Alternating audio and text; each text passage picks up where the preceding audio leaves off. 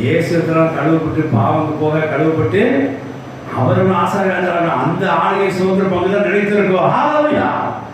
நீங்க கேட்டு வாங்குற ஆளுகை நினைத்திருக்காது, அது போயிடும். நீங்க எல்லாம் சில ஆளுகையை சில பொறுப்புகளை ஊழிக்கு சில பொறுப்புகளை கேட்டு தானா வந்து வாங்கியிருக்காங்க.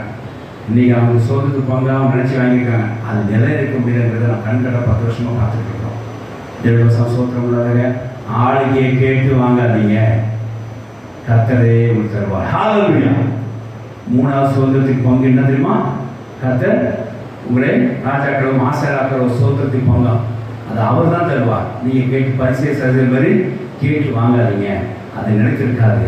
கர்த்தர் அந்த ராஜ்யத்துக்கு கொடுத்தாருன்னா, கர்த்தர் உங்களை ஆசீர்வாதம் பண்ணியை கொடுத்தாருன்னா அது நிலைத்திருக்கும். கர்த்தர் வரைக்கும் நிலைத்திருக்கும். அந்த சுதந்திரம் பாதுகாக்கப்படும், அந்த பங்கு தேவனுக்குள்ளாக பாதுகாக்கப்படும். ஆமென். ஹalleluya. நீங்களா கேட்டு வாங்கினீங்கன்னா அப்புறம் நீ சில பேர் அப்படிதான் எங்களுக்கு அந்த பதவி எங்களுக்கு கொடுத்துடணும் கேட்டு வாங்கினா ஒன்றுமே இல்லை, சீரழிக்கு போயிட்டான். அந்த ஒன்றுமே கிடையாது. தயவுசெய்து ஆளையை கேட்டு வாங்காதீங்க, அது தானாக இயேசு தரணும். அவர்கிட்ட தான் நீங்கள் கடவுப்படணும்.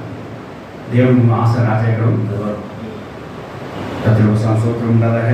ஆகையினாலே மூன்றாவது